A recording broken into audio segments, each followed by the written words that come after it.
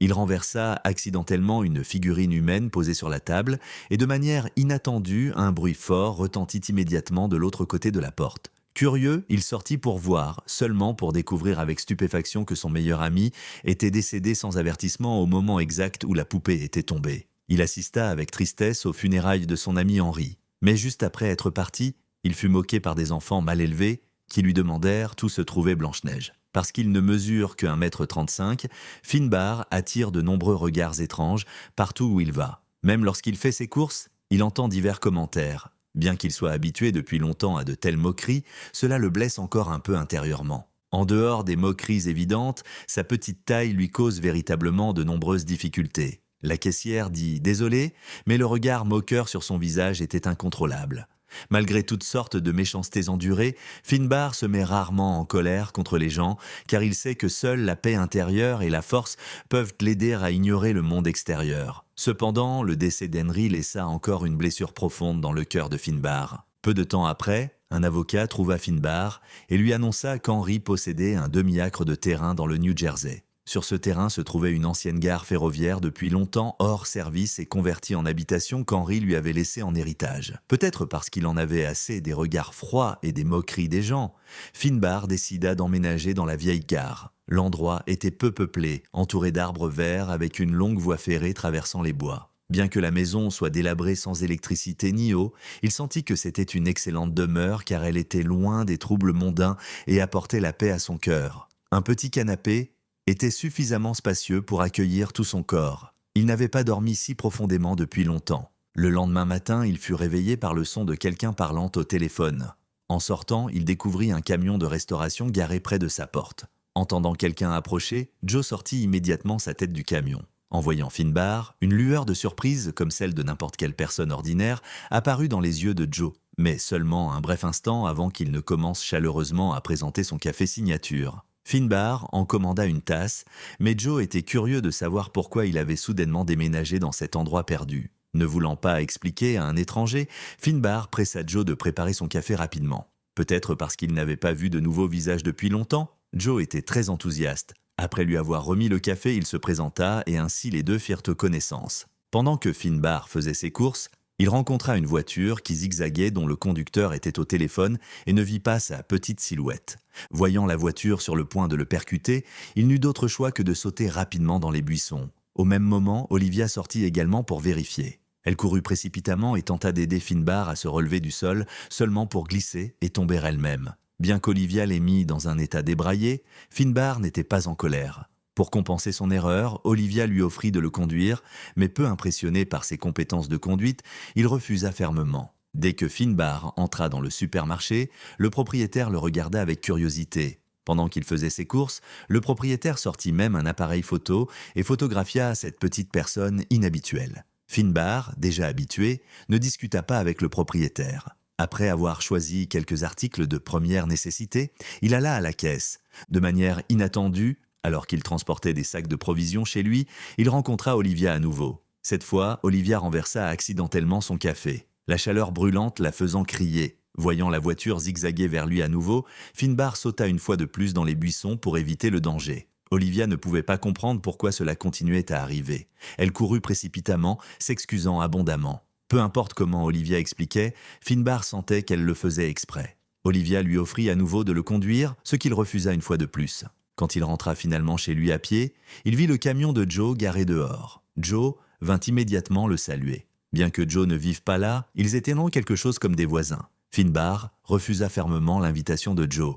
Il chérissait sa solitude, appréciant les promenades le long des voies ferrées où il n'y avait pas de bruit humain, seulement le son du vent, de l'herbe bruissante, des insectes et des oiseaux. Mais à un moment donné, une petite fille commença à le suivre. Elle était un peu plus grande que lui, avec une peau foncée et une corpulence lourde, également souvent exclue par ses pairs. Dans son innocence ignorante, elle le prit pour quelqu'un de son âge. Mais bien que Finbar soit petit, le temps avait depuis longtemps laissé sa marque sur son visage. Par conséquent, quand il se retourna, la fille fut effrayée par son visage qui ne correspondait pas à sa stature et s'enfuit immédiatement. Il eut juste un sourire résigné. Il avait enduré trop de regards étranges pour se mettre en colère face à l'ignorance et à la curiosité d'un enfant. De manière inattendue, ce soir-là, quelqu'un frappa à sa porte. Il était surpris, incapable d'imaginer qui viendrait le chercher, et se demandait si les coups persistants n'étaient que son imagination. Cependant, le son ne s'arrêta pas, confirmant qu'il n'entendait pas de choses.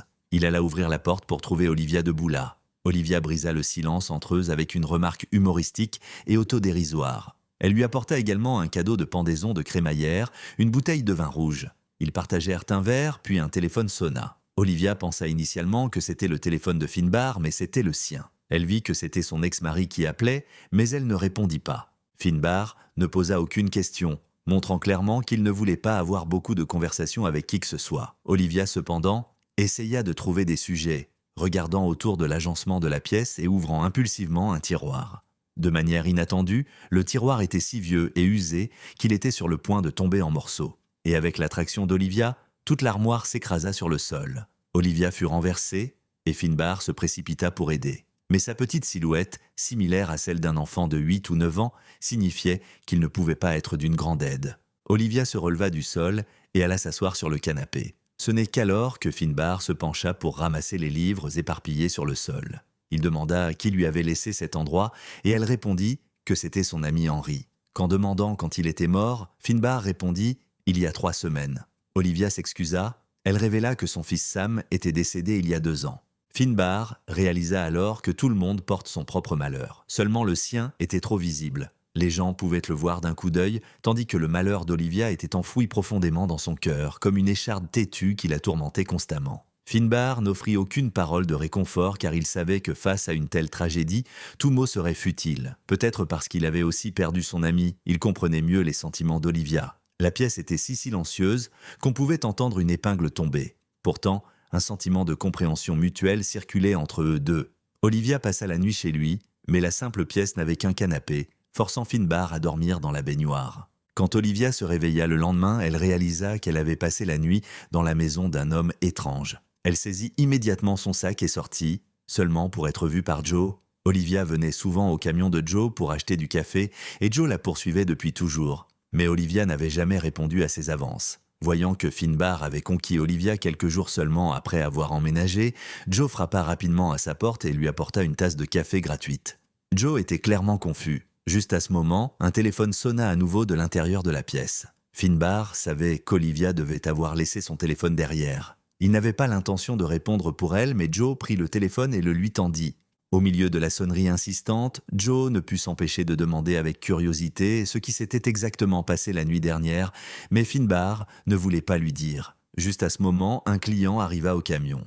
Joe se leva immédiatement pour partir, mais avant de s'éloigner, il exprima sa demande bizarre, demandant s'il pouvait se joindre à eux plus tard. C'était la première fois que quelqu'un lui disait quelque chose comme ça. Quand Joe le dit la première fois, Finbar sentit instinctivement que c'était juste Joe se moquant de lui, car il avait enduré trop de regards froids. Mais quand Joe le dit une deuxième fois, Finbar sentit qu'il était sincère. Bien que sa vie soit destinée à subir des moqueries sans fin, il rencontrerait aussi sûrement 1 ou 2 personnes qui le traitaient sincèrement. Peut-être était-ce précisément dans des moments comme ceux-ci que son esprit trouvait du réconfort. Plus tard, Finbar alla chez Olivia et plaça le téléphone près de la porte juste au moment où la sonnerie recommença. Il posa le téléphone et partit silencieusement, sans un bruit. Un moment plus tard, quelqu'un frappa à la fenêtre d'Olivia. C'était sa meilleure amie. Depuis la mort de son fils, Olivia avait quitté la grande ville pour vivre dans cette petite cabane nichée dans les bois. Sa meilleure amie était inquiète pour son état mental. C'est pourquoi elle avait fait tout ce chemin pour la voir. De manière inattendue,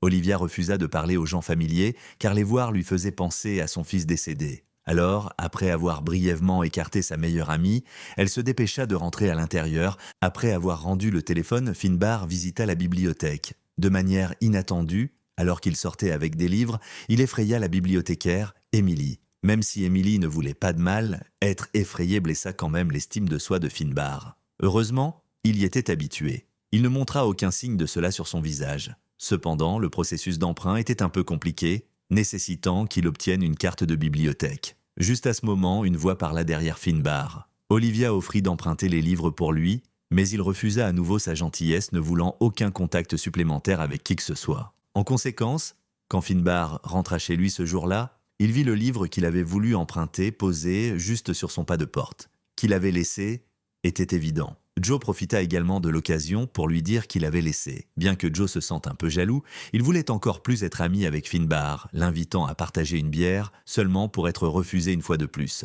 Bien que Finbar traite toujours Joe froidement, Joe le saluait quand même chaque jour avant de partir. Et chaque fois que Joe partait, Finbar ressentait un étrange sentiment de solitude. La vérité était qu'il ne voulait pas d'amis, mais qu'il n'osait plus s'engager avec la nature humaine. Il craignait que d'autres ne s'approchent avec malveillance, alors il se protégeait en refusant l'interaction.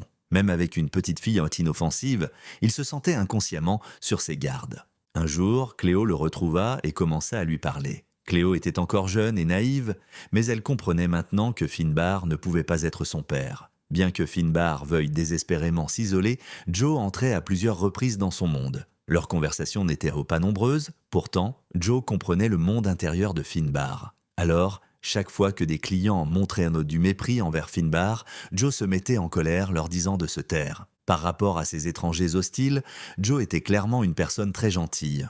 Aux yeux de beaucoup de gens, Finbar était comme un singe dans un zoo à regarder fixement parce qu'il était différent.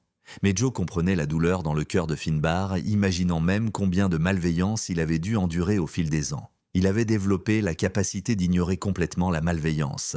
Il aimait s'asseoir seul près des voies en lisant, et Joe s'approchait toujours activement de Finbar. Bien qu'il ait ses propres motifs, cela ressemblait plus à une excuse pour amener Finbar à s'ouvrir. Finbar parlait encore très peu, et Joe n'aimait pas non plus lire, mais il pouvait s'asseoir avec Finbar pendant 1 heure ou 2. Peu importe le sujet que Joe abordait, Finbar n'était pas très intéressé. Pourtant, Joe le suivait toujours partout. Juste à ce moment, Olivia sortit du supermarché, et Joe suggéra qu'ils pourraient tous aller pique-niquer. Finbar ne pouvait pas refuser son enthousiasme, alors il accepta à contre-cœur. Joe était en charge de cuisiner la nourriture, tandis que Finbar et Olivia s'asseyaient à attendre à l'ombre d'un arbre. Bien qu'ils parlent à peine, l'atmosphère était paisible et agréable. De manière inattendue, juste au moment où Joe apportait les steaks, il reçut un appel de son père. Son père était alité avec une maladie chronique. Quand il appela, Joe dut rentrer immédiatement. Alors, Joe partit précipitamment dans son camion de nourriture, laissant Finbar et Olivia derrière. Ils échangèrent un regard et l'air devint soudainement gênant. Mais ils décidèrent de manger en silence. Le temps s'écoulait paisiblement, et il y avait toujours une silhouette aux côtés de Finbar pour lui tenir compagnie. Un jour, alors que les deux marchaient, ils rencontrèrent Emily de la bibliothèque, et Emily salua Finbar en premier. Mais Joe répondit pour lui. Parfois, Olivia venait trouver les deux, et ils marchaient avec ennui le long des voies de ferré. Ils ne savaient pas quel paysage se trouvait devant, mais le temps passé avec de bons amis était toujours si agréable. Quand ils étaient fatigués de marcher, ils s'asseyaient par terre et Finbar sortait du bœuf séché pour partager avec Olivia et Joe, bavardant sans but. Finbar dit que son plus grand souhait était de faire un documentaire sur les trains. Quand Henry était encore en vie, les deux assistaient souvent au club de documentaires sur les trains, où les membres partageaient les images qu'ils capturaient et leurs sentiments pendant le tournage. Ils voulaient vraiment en faire un aussi. Mais malheureusement, ils n'avaient pas de caméra et ne pouvaient pas conduire, ce qui restait un regret dans son cœur. Parfois, il s'asseyait aussi à bavarder devant sa porte. Mais en regardant des enfants jouer au football près du camion de nourriture, Olivia se souvint de son propre fils et devint soudainement extrêmement triste, ne voulant pas que Finbar remarque sa détresse. Olivia partit. Finbar, toujours perspicace, ne pouvait pas manquer les émotions d'Olivia. Mais il n'en parle jamais. Avec l'aide de Joe et Olivia, Finbar filma le premier documentaire ferroviaire de sa vie. Bien qu'il ne l'ait pas très bien filmé et que le camion de nourriture n'était pas très rapide, Finbar l'aimait beaucoup. Les deux voulaient partager cette nouvelle avec Olivia immédiatement car la caméra était un cadeau d'Olivia à Finbar. Alors, ils se précipitèrent chez elle sans délai. Olivia n'avait jamais permis à personne d'entrer dans son cottage auparavant. Pourtant, elle ne se souciait pas de l'arrivée de Finbar et Joe. Ce n'est qu'en entrant qu'ils découvrirent que c'était en fait un atelier d'art et Olivia avait peint de nombreuses œuvres. Joe n'était pas très doué pour apprécier les styles d'art abstraits, mais avant qu'il ne puisse exprimer son opinion, Olivia lui dit de se taire. D'une manière ou d'une autre, leur amitié avait évolué au point où ils pouvaient se taquiner mutuellement. Joe, étant le chef, était toujours responsable de la cuisine, tandis que Finbar et Olivia n'avaient là qu'à attendre d'être servis, alors ils s'assirent près de la piscine en bavardant. Olivia dit que cette maison avait été achetée à l'origine par son ex-mari pour les vacances, n'imaginant jamais qu'elle deviendrait son refuge de la réalité. Olivia demanda à nouveau à Finbar pourquoi il était venu ici, et il avait appris à plaisanter, disant qu'il voulait vivre près de Joe. Finbar n'était toujours pas prêt à s'ouvrir complètement, mais le fait qu'il puisse plaisanter était déjà un progrès. À la tombée de la nuit, ils s'assirent ensemble pour profiter d'un repas, une atmosphère tranquille les enveloppant, occasionnellement brisée par des éclats de rire. Olivia demanda s'il avait déjà été amoureux et il répondit oui. Quand elle demanda ce qui s'était passé, il admit être vraiment en colère à propos de quelque chose, d'être un nain. Pour la première fois, Finbar s'ouvrit devant Olivia et Joe, disant que ce n'était pas sa faute d'être né comme ça. Pourtant, il était forcé d'endurer les regards malveillants, curieux ou compatissants des autres. Bien qu'il n'ait pas dit grand-chose, Olivia pouvait sentir sa douleur. À ce moment-là, Joe s'était profondément endormi et Finbar voulait le réveiller. Mais Olivia pensa qu'il valait mieux ne pas le déranger. Finbar fut installé pour se reposer dans la chambre par Olivia et elle lui apporta un verre d'eau. Voyant une photo d'un garçon sur la table, il devina que ce devait être le fils d'Olivia, Sam. Olivia s'assit et lui raconta calmement l'accident impliquant son fils.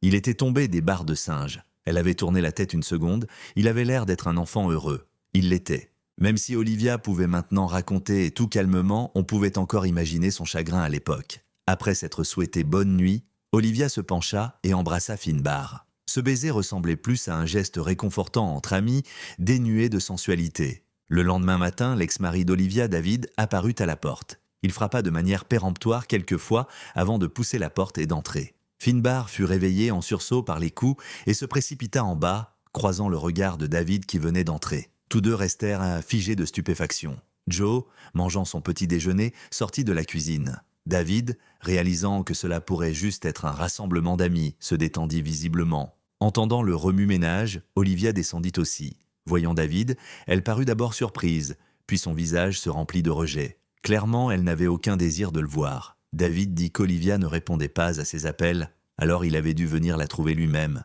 Ils avaient clairement des choses à discuter, alors Finbar et Joe durent s'éloigner temporairement. Juste au moment où ils atteignaient la porte, les sons d'Olivia et David se disputant éclatèrent de l'intérieur. Personne ne s'attendait à ce que le rassemblement se termine comme ça. De retour chez lui, Finbar resta plongé dans ses livres. De manière inattendue, Cléo le trouva ce jour-là et lui tendit une invitation. Cléo lui remit un formulaire d'autorisation pour qu'il puisse parler dans son école. Finbar dit qu'il ne pouvait pas parler dans son école. Mais Cléo insista, disant qu'elle avait déjà dit à tout le monde qu'il venait. Cléo avait manifestement parlé de Finbar à l'école et l'enseignant, en entendant parler de lui, voulait l'inviter à faire un discours. Mais Finbar n'aimait pas s'exposer devant des foules. Alors comment pourrait-il accepter un discours public ? Cléo ne comprenait pas ses sentiments, pensant simplement que tout le monde était vraiment intéressé par lui. Peut-être Finbar était-il déjà devenu un sujet que Cléo discutait avec ses camarades de classe à l'école, mais elle ne savait pas que certains d'entre eux nourrissaient en réalité de la malveillance envers lui. Olivia n'était pas apparue depuis plusieurs jours. Seuls Finbar et Joe marchaient maintenant sur les voies. Ils parlaient occasionnellement d'Olivia. Joe dit qu'il n'aimait vraiment pas David car l'homme semblait calculateur et difficile. Joe posa des questions personnelles puis à Finbar sur ses relations et Finbar resta silencieux, mais il n'était pas en colère, sachant que la curiosité de Joe envers lui n'était pas non plus malveillante. Le lendemain, Finbar retourna à la bibliothèque et cette fois, il obtint une carte de bibliothèque. Pendant le processus, Emily flirta avec lui de manière assez ambiguë. Plus tard, Finbar en parla à Joe. Au fond de lui, il savait que l'intérêt d'Emily pour lui découlait d'une curiosité cherchant la nouveauté. Bien que Joe et Olivia aient aussi de la curiosité, la leur était basée davantage sur l'amitié envers Finbar. Pendant que les deux étaient assis à bavarder au bord de la route, la voiture d'Olivia passa par hasard. Non seulement elle ne s'arrêta pas pour les saluer, elle accéléra. Joe ressentit de la colère à ce sujet. Finbar, bien que déçu à l'intérieur, montrait rarement ses émotions. Juste à ce moment, le père de Joe appela. Joe devait rentrer chez lui. Avant de partir, il invita Finbar au bar ce soir-là, et Finbar accepta volontiers. Plus tard, Finbar alla au supermarché à nouveau et entendit le propriétaire parler à Olivia au téléphone. Olivia voulait que le propriétaire livre les marchandises ou chez elle, mais le propriétaire n'avait pas de personnel disponible. Alors, Finbar offrit d'aider le propriétaire avec la livraison. Cependant, quand il frappa à la porte, Olivia le traita froidement, agissant comme s'il était vraiment un étranger livreur. Finbar dut prendre l'argent et partir. Il se sentit profondément blessé par l'attitude changée d'Olivia, mais il savait qu'Olivia devait traverser quelque chose clairement lié à David. Dans la soirée, Finbar alla au bar pour rencontrer Joe. Dès qu'il entra, les gens continuèrent à le regarder intentionnellement ou non. Finbar était habitué à de tels regards, alors il n'y prêta pas beaucoup attention. Juste à ce moment, Emily s'approcha. Ils attendaient tous les deux quelqu'un. Dès qu'Émilie s'assit, elle reçut un appel de son petit ami qui lui dit qu'il ne pouvait pas venir au rendez-vous. Émilie était clairement contrariée, mais elle fit bonne figure et lui dit « Finbar pouvait dire qu'il n'était qu'un plan de secours, mais il n'était pas en colère car il savait qu'il avait toujours été insignifiant pour les autres. » Cependant, à ce moment, Émilie lui confia un secret. Elle était enceinte. Elle n'avait dit à personne encore, même pas à Chris. Si elle allait lui dire aujourd'hui, il allait probablement paniquer. Finbar savait qu'Émilie avait rencontré un imbécile, mais ne savait pas comment la réconforter car à des moments comme celui-ci, tous les mots semblaient vides. Quand ils sortirent, le petit ami d'Émilie arriva justement pour la récupérer. Au moment où il vit Finbar, le petit ami montra une malveillance sans fin envers lui. Finbar l'ignora, mais de manière inattendue, le petit ami commença à se disputer avec Émilie à nouveau. Finbar voulut instinctivement protéger Émilie, mais fut accueilli par des insultes.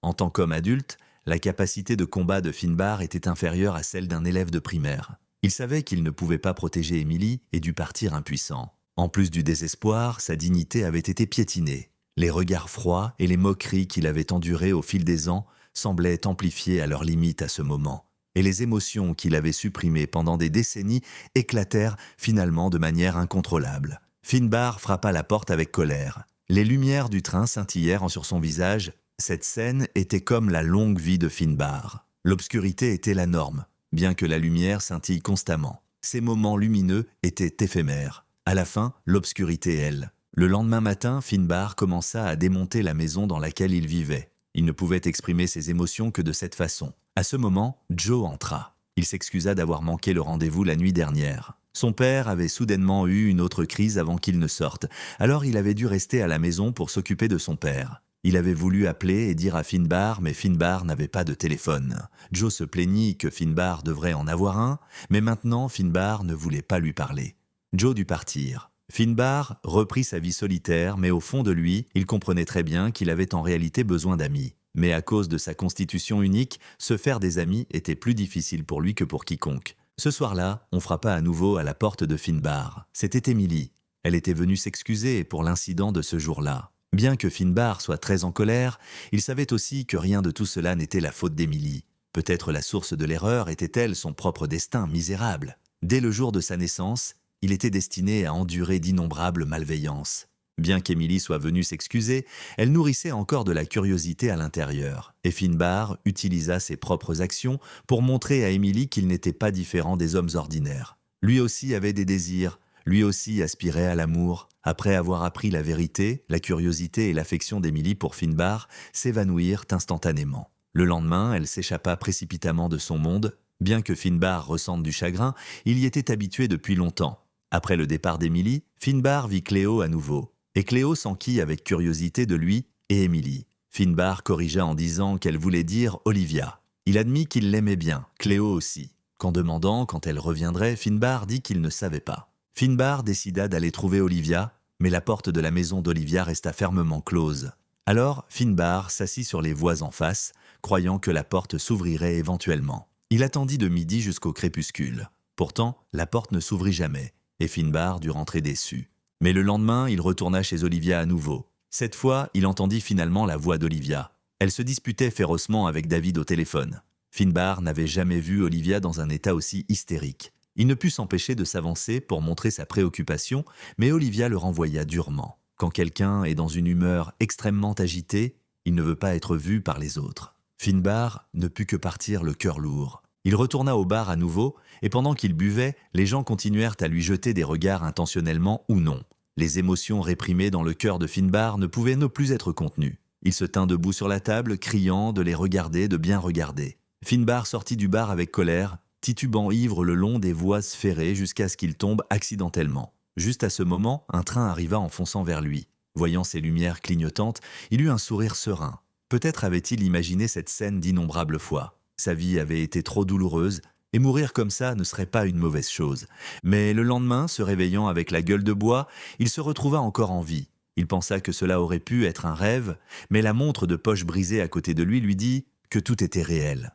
Dieu n'était simplement pas prêt à le prendre encore. Puisqu'il n'était pas mort, cela marquait le début d'un nouveau commencement. L'humeur de Finbar s'éclaircit soudainement. Il alla chez Olivia à nouveau, seulement pour la trouver allongée sur le sol, et il se précipita pour l'aider à se relever. Elle dit qu'elle voulait récupérer son fils. Il s'avéra que David avait un autre enfant illégitime. Il était venu voir Olivia il y a quelques jours, espérant qu'elle se remarie avec lui et aide à élever l'enfant. Pour Olivia, c'était rien de moins qu'une blague dévastatrice. Elle refusait d'élever l'enfant de quelqu'un d'autre. Elle voulait seulement récupérer son propre fils. Finbar comprit finalement la douleur dans le cœur d'Olivia. Et après qu'Olivia ait tout dit, son cœur trouva finalement la paix. Finbar décida également de retourner à son ancienne vie. Il acheta un téléphone et le premier appel qu'il fit fut à Joe. Les deux se réconcilièrent. Ils se rassemblaient encore pour bavarder chaque fois que possible et les jours passèrent tranquillement dans des moments agréables. Finbar décida également finalement d'accepter pleinement lui-même et alla à l'école de Cléo pour faire le discours. Bien que les enfants le regardent encore différemment, son cœur resta inébranlable. À ce moment, il s'était complètement accepté. Certaines personnes naissent imparfaites, même avec des différences évidentes. Elles pourraient vivre toute leur vie sous le regard des autres. S'accepter soi-même n'est peut-être pas facile. La vie est courte, juste 30 000 jours. Chacun est une expérience et ne pas gaspiller de temps dans la douleur est le plus grand respect pour soi-même. On ne devrait pas trop penser au passé ou à l'avenir. Demain n'est pas promis et les adieux peuvent être pour toujours. Quand le vent se lève, ne demandez pas où vont les pétales tomber. Après que les nuages se dispersent, ne cherchez pas le signe disparu. La véritable essence de la vie n'a pas besoin de recherche frénétique. Elle est juste ici dans le battement d'un cil, au bord chaud d'une tasse de thé dans votre paume, dans l'instant de rire avec des amis chéris. Après avoir goûté les myriades de saveurs de la vie, en regardant en arrière, ses joies et ses peines brûlantes ne sont qu'un filet de vapeur du thé tourbillonnant dans l'immensité. Juste une demi-tasse de gel étoilé, une lueur d'un voyage où la montagne et l'eau se rencontrent. Marchez sur le chemin sous vos pieds, chérissez ce présent devant vos yeux. D'autres histoires touchantes arrivent de bientôt, alors pense à liker, t'abonner et découvrir nos autres récits